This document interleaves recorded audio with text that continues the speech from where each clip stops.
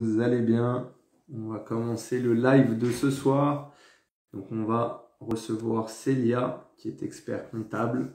Et le but du live de ce soir, ça va être de voir ensemble les différentes stratégies que vous allez pouvoir utiliser, les différentes enveloppes que vous allez pouvoir utiliser, que ce soit la SCI ou le nom propre avec le LMNP. Donc Célia, j'attends juste que tu m'envoies l'invitation pour pouvoir te recevoir sur le live. Hop, c'est bon, j'ai bien reçu. Toujours présent. Salut Sébastien, salut Maud, salut Léo. Alors n'hésitez pas, comme d'habitude, si vous avez des questions pendant le live, à nous les poser en commentaire. Salut Bonsoir. Célia, Bonsoir à tous. ça va Bonsoir bien? Christophe. Tu vas bien? Ouais, je recadre un peu. Hop, J'étais trop. moi aussi je recadre. Voilà, impeccable. Tu m'entends bien? Oui, oui, je t'entends très bien, ouais. Très, très bien. Super. Vous pouvez nous dire en commentaire aussi si vous nous entendez bien. Et n'hésitez pas, surtout si vous avez des questions, juste en dessous, les poser. Et on y répondra pendant le live ou à la fin s'il y en a, s'il y a des questions auxquelles on n'a pas eu le temps de répondre. Je vais te laisser te présenter, Célia, nous Oui, dire un petit peu ce que tu fais. oui, très bien. Donc je me présente, donc je m'appelle Célia Pétrisson, je suis expert comptable. Je suis la fondatrice, j'ai fondé le cabinet PMC Expertise Comptable. On a un cabinet d'expertise comptable un peu plus spécialisé dans l'immobilier où on accompagne des investisseurs dans le cadre de leurs projets locatifs souvent sur des statuts de loueurs meublés, professionnels, non professionnels, en société, SCI, SARL de famille et tous les autres statuts liés à l'immobilier, tout autre type de société lié à l'immobilier concrètement. À titre personnel, également, j'investis dans l'immobilier. Donc, l'immobilier, c'est un secteur que je connais bien. J'investis également à titre personnel dans l'immobilier locatif. J'ai commencé il y a plusieurs années déjà à investir dans des D'accord. appartements pour commencer, immeubles de rapport aujourd'hui et un peu d'immobilier professionnel. D'accord, super.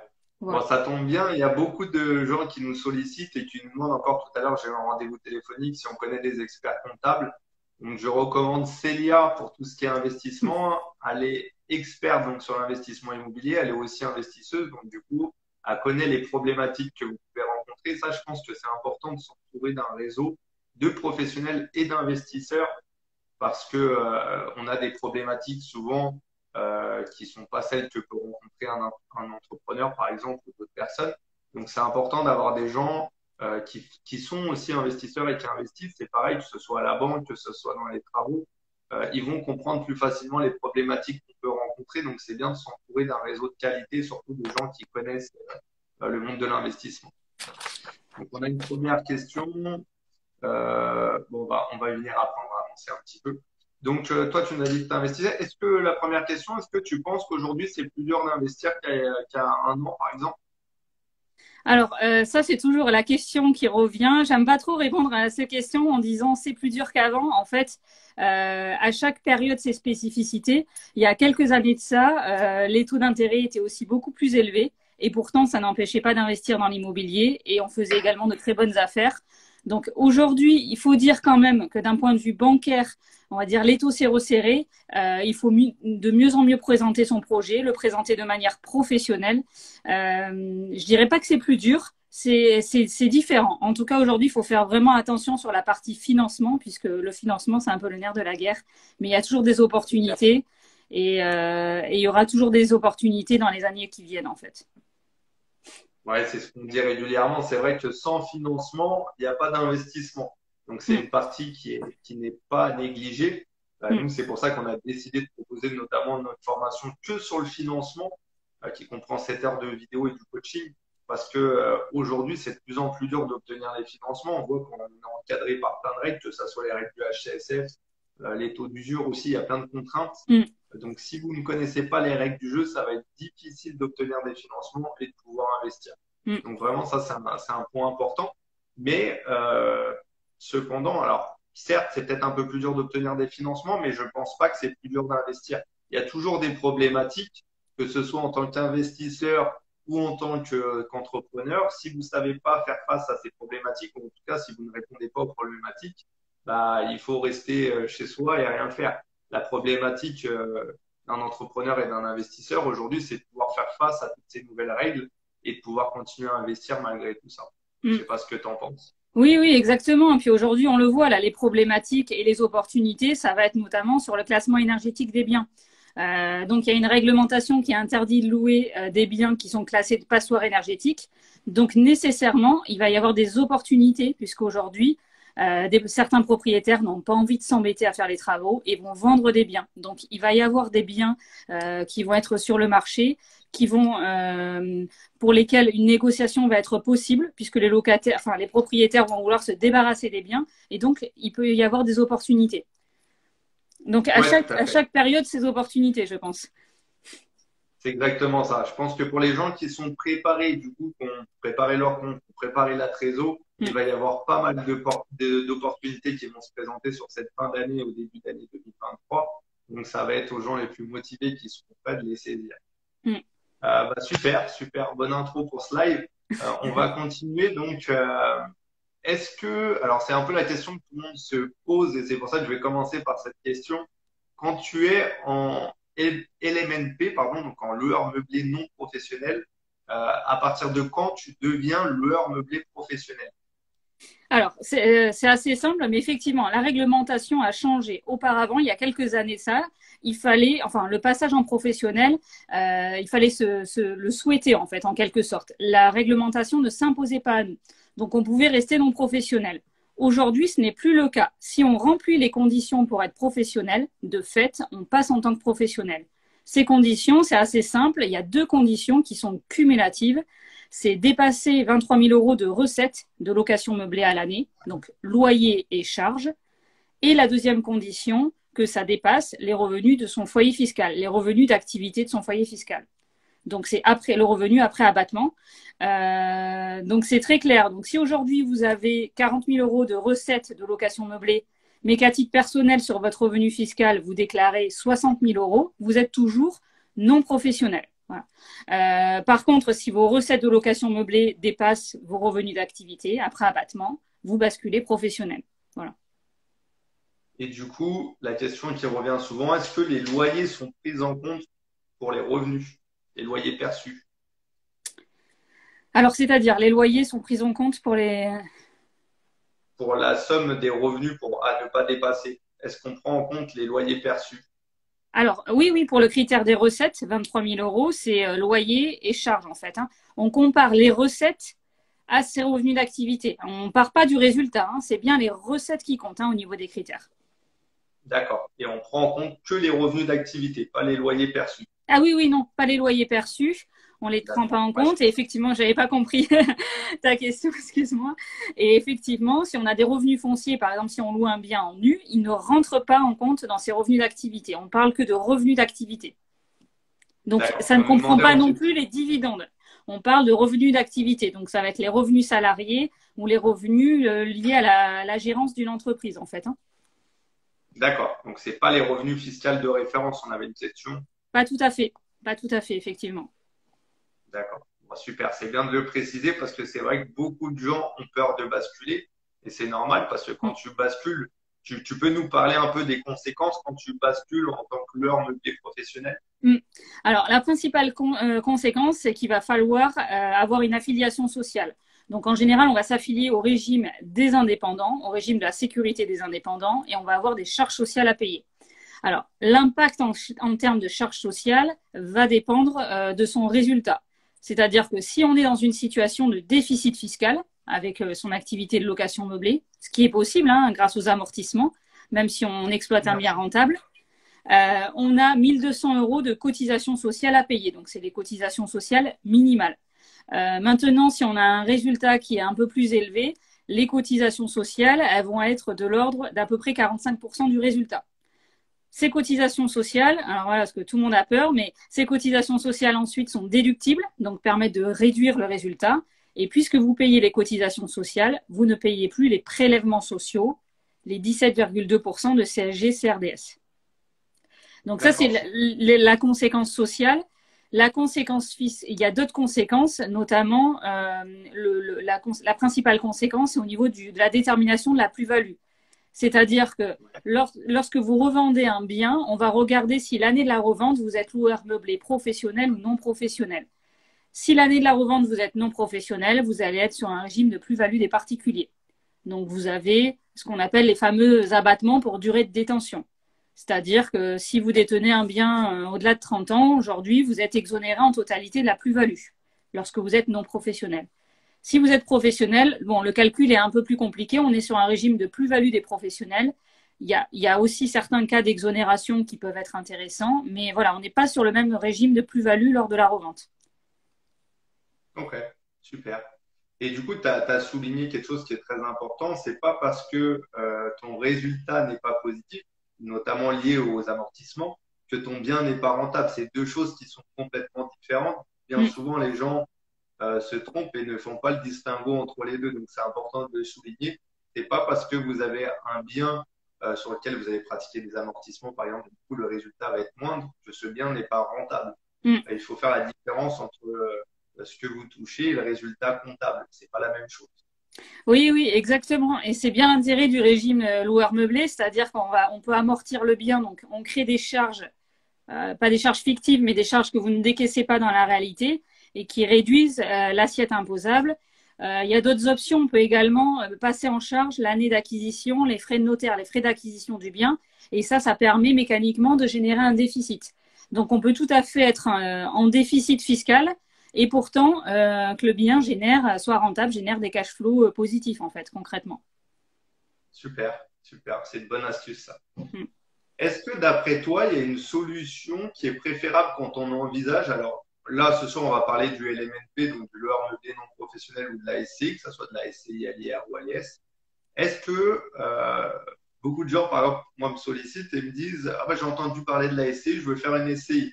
Donc, je leur explique que ça fonctionne pas comme ça. C'est pas parce que vous avez entendu un repas de famille que c'était bien de faire une SCI qu'il faut faire une SCI. Ça dépend vraiment de la situation. Quel est ton avis, toi, là-dessus? Est-ce qu'il y a quelque chose comme ça de base que tu peux dire, bah, tiens, c'est préférable d'investir en SCI LIS ou en LMNP? Ou est-ce que ça va être en fonction de la personne, en fonction de sa situation à elle, en fonction du bien qu'il achète, en fonction de la stratégie locative qu'il va mettre en place? Oui, alors c'est difficile de répondre comme ça, c'est mieux le LMNP ou c'est mieux la SCI. Alors, bon, globalement, ce qu'il faut retenir, c'est effectivement que ça va dépendre des objectifs de chacun, de sa situation personnelle, du fait que l'on investisse ou pas à plusieurs au niveau de son projet locatif. Par contre, ce qu'il faut quand même retenir, c'est que aujourd'hui, quand on commence l'investissement immobilier, si on reste non professionnel de l'activité, loueur meublé non professionnel, bon, globalement, il n'y a pas de régime plus intéressant fiscalement. Ça reste quand même, pour commencer à investir, le meilleur statut parce qu'on peut toucher, on appréhende directement les bénéfices ou le cash flow éventuel lié à la gestion du bien immobilier. On reste sur un régime de plus-value des particuliers.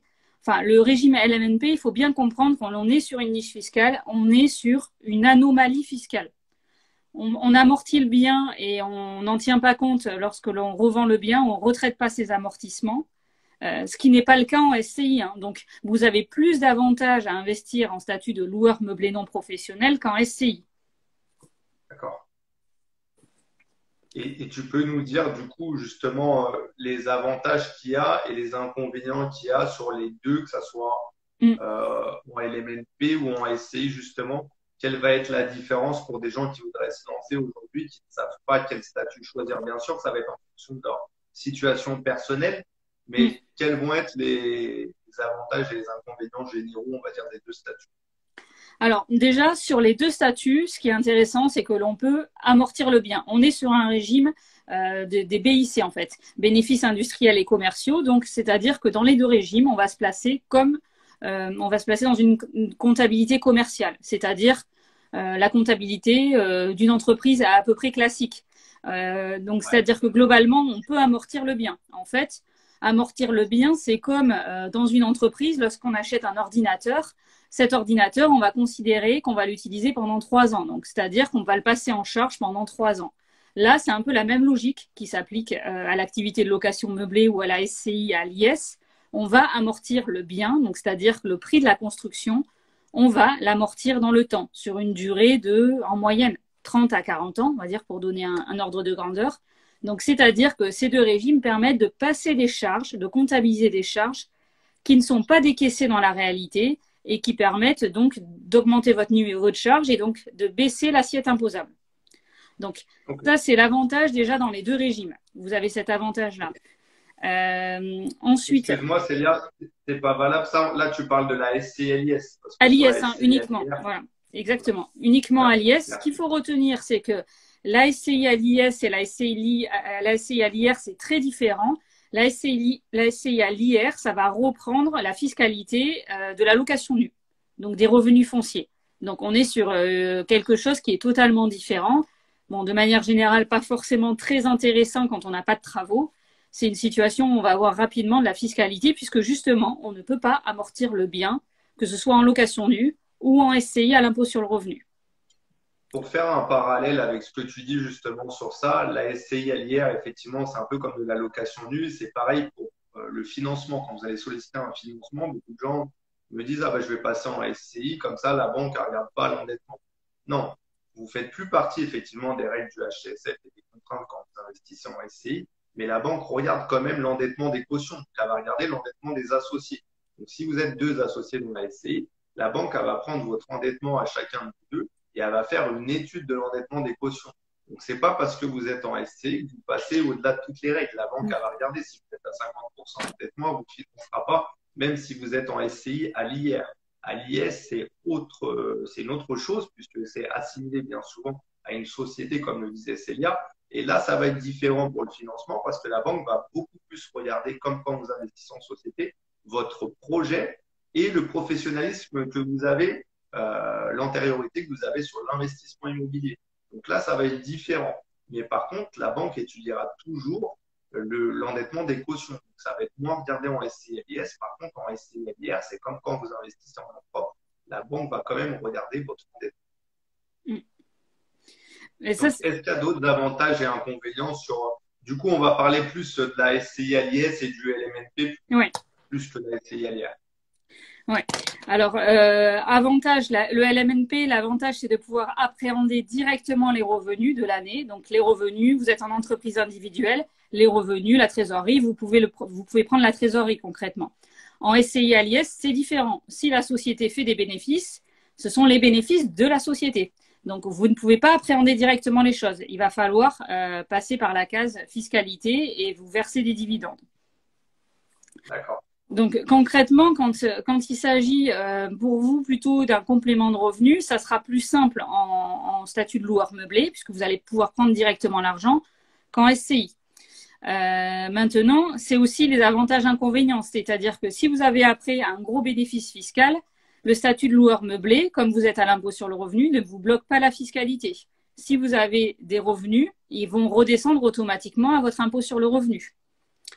En SCI à l'IS, c'est différent, ça va complètement bloquer la fiscalité des associés personnes physiques. S'il y a du bénéfice, c'est la société qui va payer l'impôt sur les sociétés. Donc, impôt sur les sociétés, c'est 15% d'impôt sur les sociétés jusqu'à 38 000 € de bénéfice. Donc, c'est la société qui paye et il n'y a rien qui redescend automatiquement à l'impôt sur le revenu des associés. Donc ça peut être une situation intéressante lorsque l'on a une activité professionnelle où l'on est très fortement imposé, que l'on souhaite se positionner sur des biens qui génèrent quand même une forte rentabilité. Au moins, la SCI à l'impôt sur les sociétés va bloquer votre fiscalité à l'impôt sur le revenu personnel. D'accord. On a une question. On nous demande si les dividendes de la SCI à l'IS, c'est 30%. Voilà, c'est ça. C'est la fiscalité sur les dividendes. C'est ce qu'on appelle la flat tax. Donc, ça comprend les prélèvements sociaux et l'impôt sur le revenu. Vous ne payez pas d'impôt sur le revenu après. Par contre, il faut avoir en tête qu'avant de prendre ces dividendes, la société doit payer l'impôt sur les sociétés. Donc, vous devez avant payer au moins les 15%. Alors après, tout dépend du résultat de la société. Si vous dépassez 38 000 €, c'est 25%. Mais admettons qu'on soit en dessous, vous avez au moins 15% avant, en tout cas, d'impôt sur les sociétés à payer. Ouais, c'est clair. C'est clair. Donc ça, c'est pas… Enfin, quand on arrive à l'imposition cumulée, on arrive à une imposition à presque 45%. Et encore, si vous restez sur la tranche à 15%, parce que si vous passez sur la tranche du dessus, alors là, on est mort. Après, il y a un autre gros avantage dont on n'a pas encore parlé, dont tu n'as pas encore parlé en LMNP, c'est que tu bénéficies, malgré les amortissements que tu vas faire, de la plus-value du particulier. Ouais. Donc, tu restes sur la plus-value du particulier. et non sur les plus-values comme une SCI AIS où on te retire les amortissements que tu as pratiqués. Tu peux nous en dire un peu plus là-dessus? Oui, c'est ça. En fait, ce qu'il faut retenir, alors si on veut schématiser un peu les choses, le statut de loueur meublé en nom propre, si on est professionnel, plus on garde le bien longtemps et plus la fiscalité sur la plus-value va être faible à la sortie. Donc, c'est ce qu'on avait dit tout à l'heure. Au-delà de 30 ans, on est exonéré de tout. À l'impôt sur les sociétés, la logique est le contraire, en fait. C'est-à-dire que plus on garde un bien longtemps, plus le calcul de la plus-value va être élevé parce que la base de calcul de la plus-value, ça va être le prix de vente moins ce qu'on appelle la valeur nette comptable, en fait. C'est le prix d'achat moins les amortissements.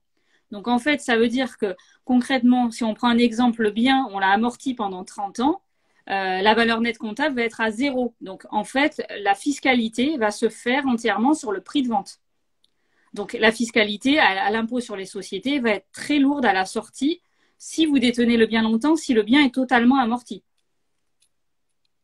Donc en fait, il faut comprendre une chose, c'est que la fiscalité, à un moment, vous allez être obligé de payer. Donc soit vous optez, c'est la conclusion que j'ai, après tu vas te dire si c'est ça, mais soit tu choisis pendant la période d'exploitation de ton bien, par exemple la SCI à l'IS, et du coup tu vas être moins imposé, tu vas moins subir ton imposition, surtout si tu es sur une tranche marginale d'imposition à titre perso qui est élevée. Mais en revanche, arrivé à la fin, à la cession et à la vente de ton bien, là, tu vas être fortement imposé parce que tu auras pratiqué des amortissements. Et du coup, comme tu l'expliquais, eh ben, tu vas être imposé sur la valeur totale de ton bien, sur le prix de vente total, puisque tu auras pratiqué l'intégralité des amortissements si tu as gardé le bien longtemps. En revanche, si tu optes par exemple pour le LMNP, là, tu bénéficies quand même des avantages de la plus-value particulier. Donc, en fonction de ta durée de détention, tu as des abattements. Et en plus, tu bénéficies des avantages que tu peux avoir avec la STI et l'IS parce que tu pratiques les amortissements sur ton bien. Donc, en fait, c'est un double jackpot. Et comme tu disais, pour commencer, ça peut être intéressant de passer par le LMNP. Après, voilà, encore une fois, ça dépend de la situation de tout à chacun, de votre patrimoine et de vos objectifs dans l'immobilier. En fonction de ça, vous choisirez une enveloppe pour investir.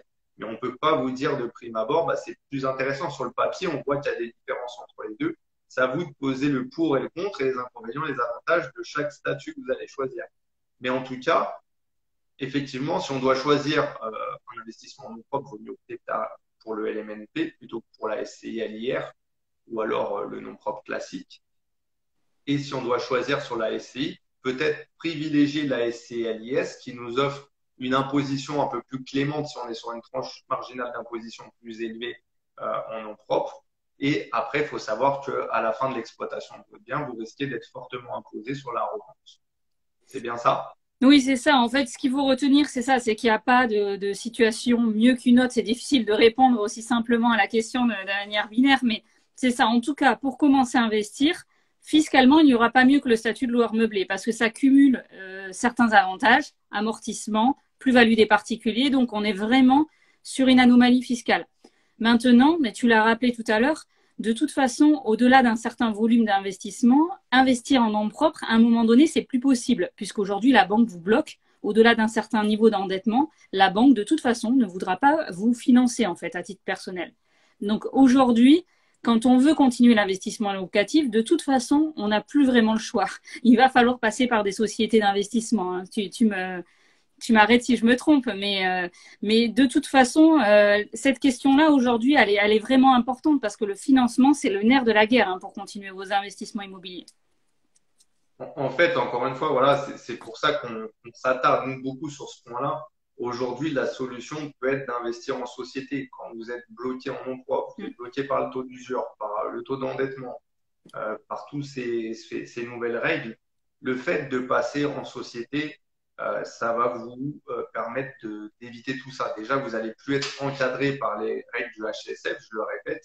Et en plus, vous n'allez plus avoir ces contraintes de taux d'usure. Les banques vont être beaucoup plus clémentes. Moi, je me suis fait financer mon dernier bien là au mois de juillet-août. Donc, je vais recevoir mes offres de prêt. Je suis à 3,50 sur 20 ans en SCI. Donc, on peut voir qu'il n'y a pas de taux d'usure. Il y a beaucoup de gens qui me disent, mais si en SCI, il y a des taux d'usure. Bah, s'il y avait un taux d'usure en SCI, je ne pourrais pas être à 3,50 sur 20 ans. Et je suis en SCI à l'IR pour le moment. Donc, après, c'est pareil. Vous avez des tips à avoir. en fonction de la stratégie que vous allez adopter, que vous allez choisir pour investir, n'hésitez pas à jongler, notamment peut-être vous faire financer en SCI à l'IR pour avoir des durées plus longues et ensuite basculer en SCI à l'IS une fois que vous allez avoir le financement parce que c'est peut-être plus intéressant fiscalement. Donc ça, vous avez la possibilité de le faire.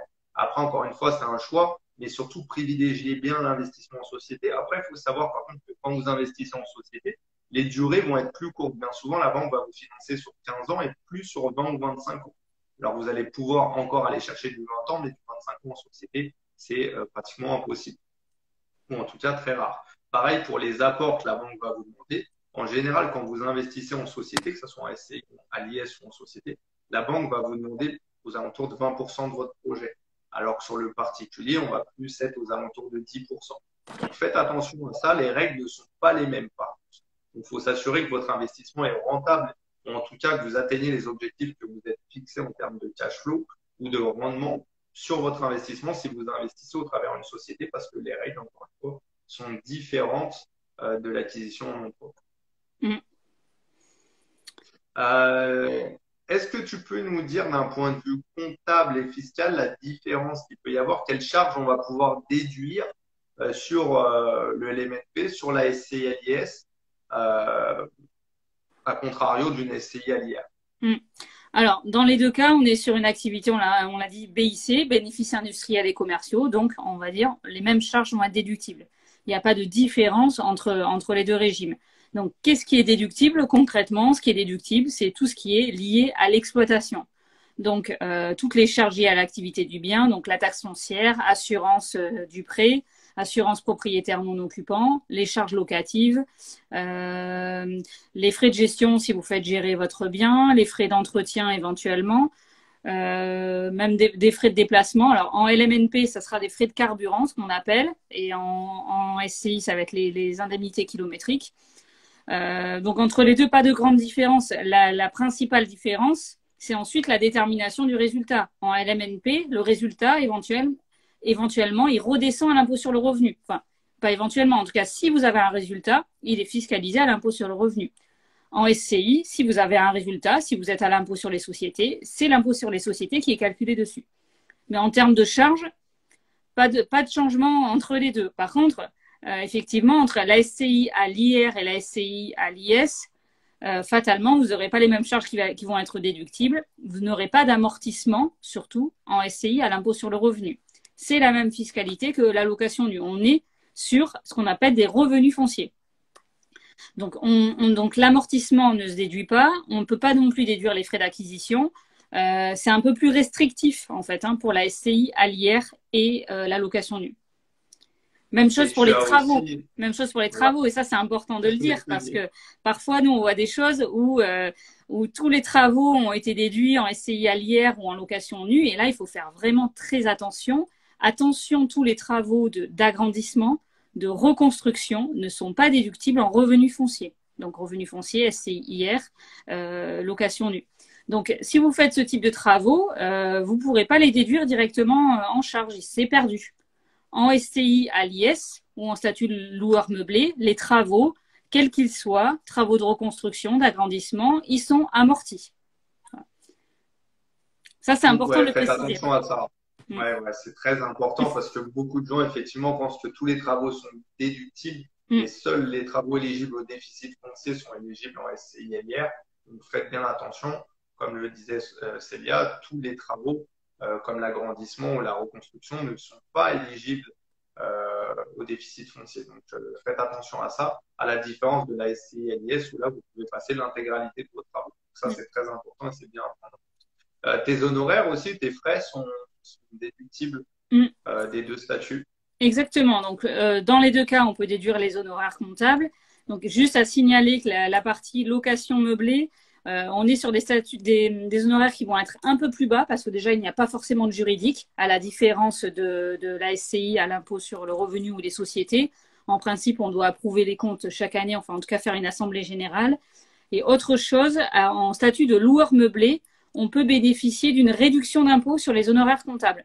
C'est-à-dire que nous, c'est ce que l'on fait pour nos clients. On les fait adhérer à ce qu'on appelle un centre de gestion agréé.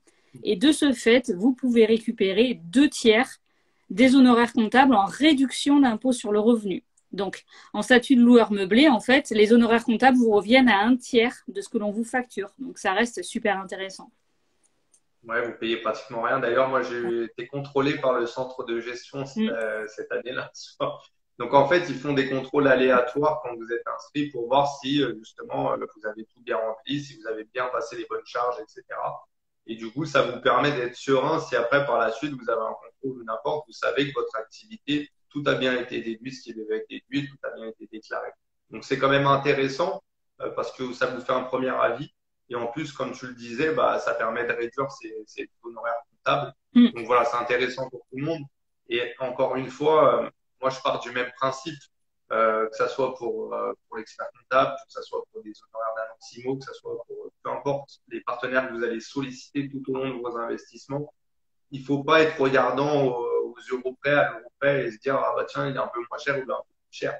Ce qui compte, ça va vraiment être la qualité de votre interlocuteur et ce qui va vous apporter. Si vous prenez un expert comptable demain qui est 2 fois moins cher, mais par contre qui vous apporte aucun conseil et qui, par exemple, passe les travaux qui sont pas éligibles en SCI-LIR, bah, je pense qu'il vaut mieux payer quelqu'un un peu plus cher et être serein et avancer sereinement dans l'investissement immobilier. Vous allez voir que vous avez plein de choses à vous occuper.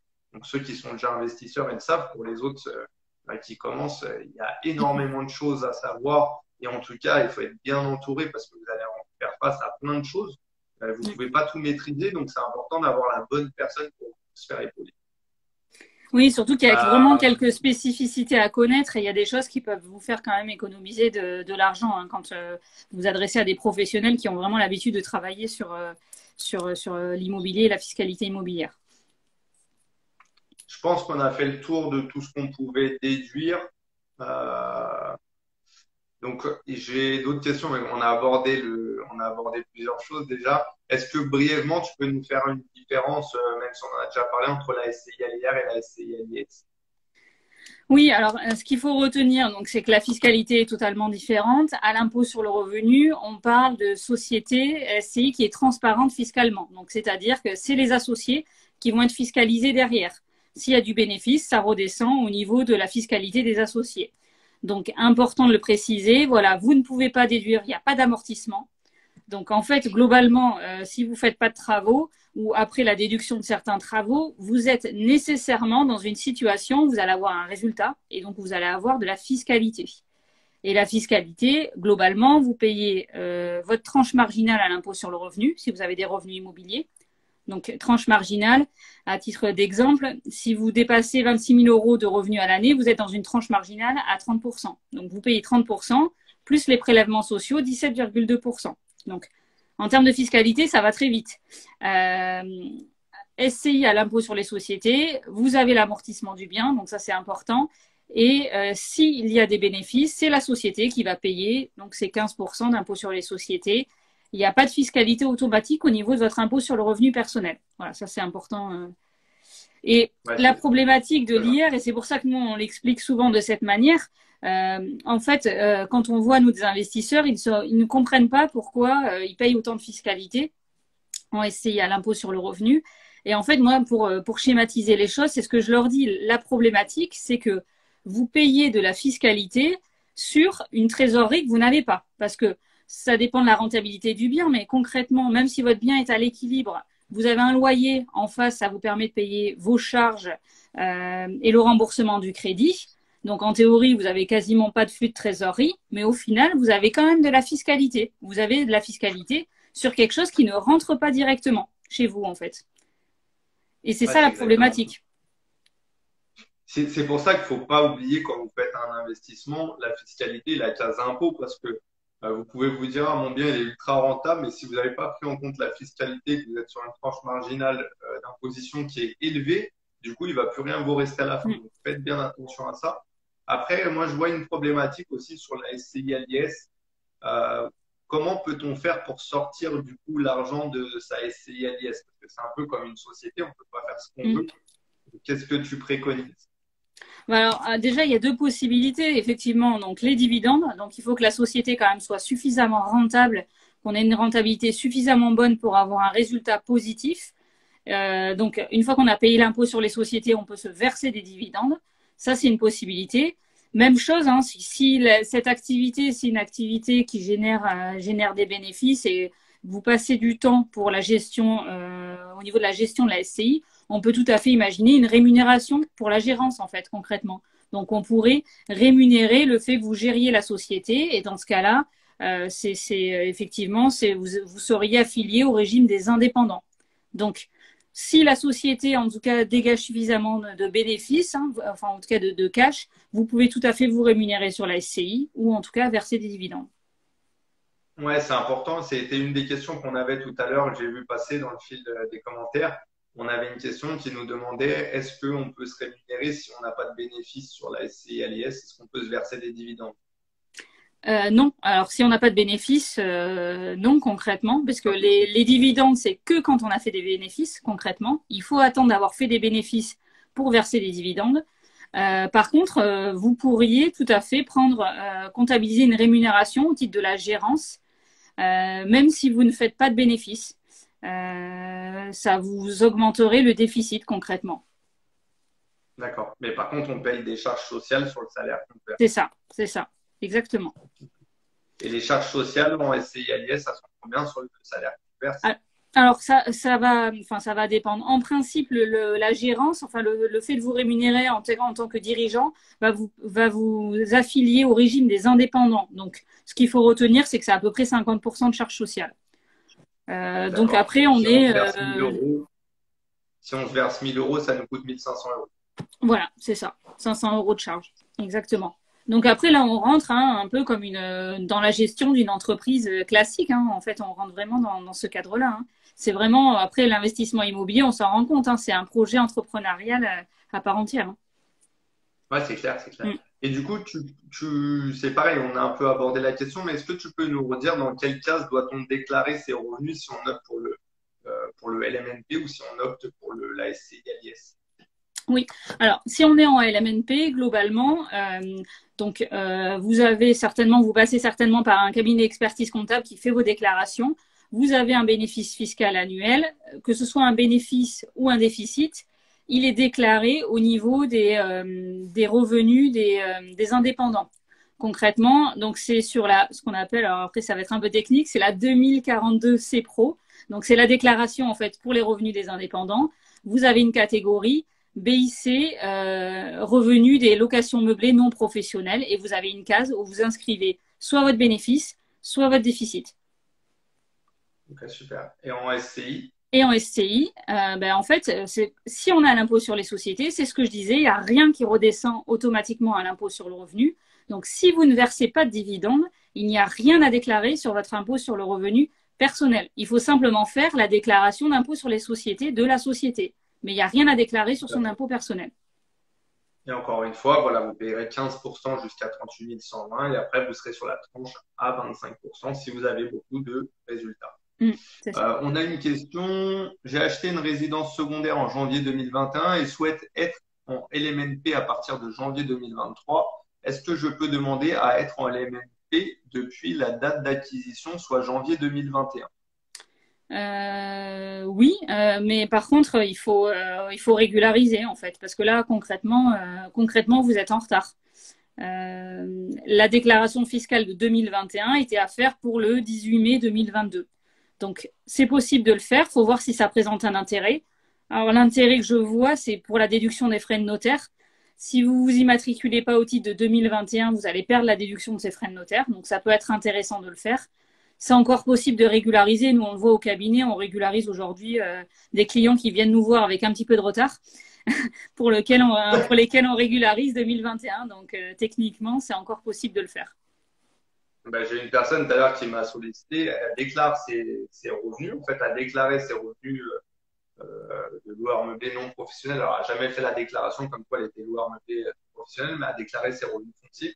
Et cette année, elle n'a pas pu les déclarer sur le site des impôts parce que comme c'est une case particulière à remplir, comme tu le disais, elle n'a pas pu les mettre. Et du coup, il se retrouve sans déclaration pour cette année de ses revenus locatifs, qui peut encore régulariser, comme tu viens de le dire. Mais c'est quoi? C'est une amende? Tu dois t'acquitter d'une amende Alors, ça dépend parce qu'en fait, si vous arrivez dans une situation de déficit, hein, ce qui est souvent le cas pour les activités de location meublée, concrètement, vous n'aurez pas de pénalité. En théorie, on D'accord. pourrait vous redresser quelque chose, mais dans la pratique, vous aurez rien à payer, hein. On le fait actuellement là pour certains clients, c'est ce que je disais. Concrètement, l'alias fiscal, elle est régularisée aux impôts. Donc ça, en général, c'est le cabinet comptable qui s'en charge. Et ensuite, vous devez reporter, si vous êtes en déficit, votre déficit et sur votre déclaration d'impôt sur le revenu. Actuellement, elle est encore disponible jusqu'à la fin de l'année. Donc actuellement, si vous avez des rectificatives à faire sur votre déclaration d'impôt sur le revenu, vous pouvez le faire en ligne. En fait, elle est de nouveau accessible, la déclaration. Donc, si vous déclarez un déficit, hein, vous n'aurez pas de pénalité concrètement. Ok, je regarde en même temps si on a des questions, d'autres questions. On a abordé pas mal de thèmes. N'hésitez pas à nous poser vos questions en commentaire. Encore une fois, on va y répondre dans quelques minutes. Donc, si vous en avez, n'hésitez pas à nous les poser. Euh, Est-ce que tu auras un conseil, Célia, à donner aux gens qui souhaitent se lancer? Un conseil aux gens qui souhaitent se lancer, alors déjà de passer à l'action parce que ça c'est quelque chose qui est assez important. Nous on voit effectivement beaucoup de projets d'investisseurs, voilà, assez différents, et on voit aussi beaucoup de personnes qui sont très bien formées, qui sont surformées à l'investissement locatif, mais après qui ne passent jamais à l'action. Et donc ça, comme dans tout projet entrepreneurial, le passage à l'action c'est déterminant. À un moment donné, vous former, c'est très bien parce qu'il faut quand même se former sur la fiscalité, voilà, sur un certain nombre de points avant d'investir, bien sûr. Mais à un moment donné, il faut aussi faire des visites, il faut aussi se confronter à la réalité du marché, faire des offres, enfin voilà, passer à l'action. Ouais, c'est clair. Enfin, même moi aujourd'hui qui propose des formations, que ça soit sur le financement, donc uniquement sur le Mm, financement, sur l'investissement, ce que je dis aux gens, ça sert à rien d'acheter 15 formations, mm, en tout cas sur le même thème.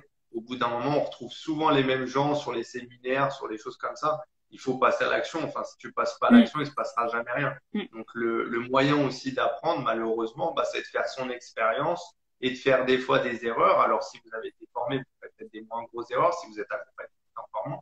mm, Mais en tout cas, il va falloir faire quelques erreurs pour apprendre et vous verrez que vous en ferez, c'est obligé. mm. On en fait tous, que ça soit dans l'entrepreneuriat ou dans l'investissement.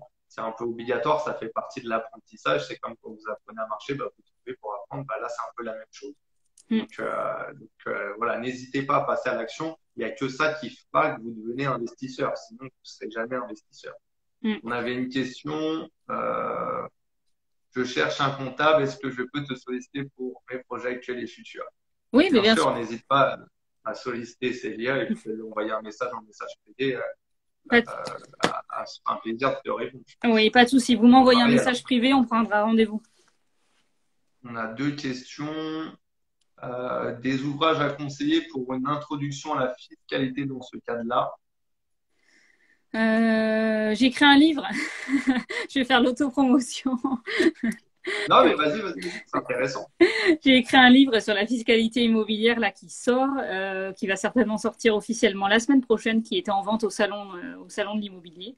Donc voilà. Non, mais des ouvrages sur la fiscalité. Alors le problème, c'est qu'il y a souvent des ouvrages qui sont universitaires et qui sont pas faciles d'accès. Après, vous avez des livres sur des investisseurs immobiliers qui partagent leur expérience. Ça peut être aussi intéressant.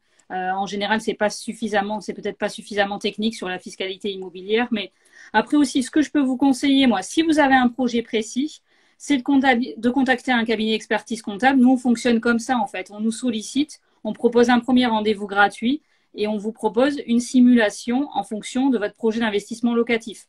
Rapidement, on prend vos chiffres et on vous dit, voilà, sur tel projet, ça vous générera à peu près tant de fiscalité en statut de loueur meublé, en statut effectivement de location nue, vous paierez tant de fiscalité. On vous fait une petite simulation.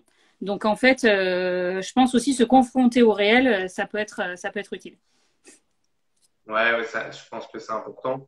Et pareil, pour rebondir sur ce que tu disais, donc il y a le livre, n'hésitez pas à aller acheter le livre de Célia dès qu'il sort la semaine prochaine. Pareil, on avait une question sur les 35% d'endettement. Comme je vous ai dit, il n'y a pas de blocage. Encore une fois, ça dépend de ce que vous souhaitez faire. Si vous avez des questions et que vous êtes bloqué sur le financement, n'hésitez pas à venir nous les poser en message privé. Donc, que ce soit à moi pour la partie financement, que ce soit à Célia pour la partie comptable. Mais vous verrez qu'il y a plein de solutions qui s'offrent à vous. Même le taux d'usure aujourd'hui, vous pouvez contourner le taux d'usure grâce à des délégations d'assurance emprunteur, grâce à des taux variables en sollicitant des taux d'intérêt variables, grâce en mettant plus d'apports, en investissant en société, comme on l'a dit. Il y a vraiment plein de solutions. Vous ne devez pas être bloqué par le financement, même si c'est beaucoup plus complexe. Et n'oubliez pas qu'encore une fois, c'est une question d'humain. Bon, ça va être une question d'interlocuteur, de l'interlocuteur que vous allez avoir.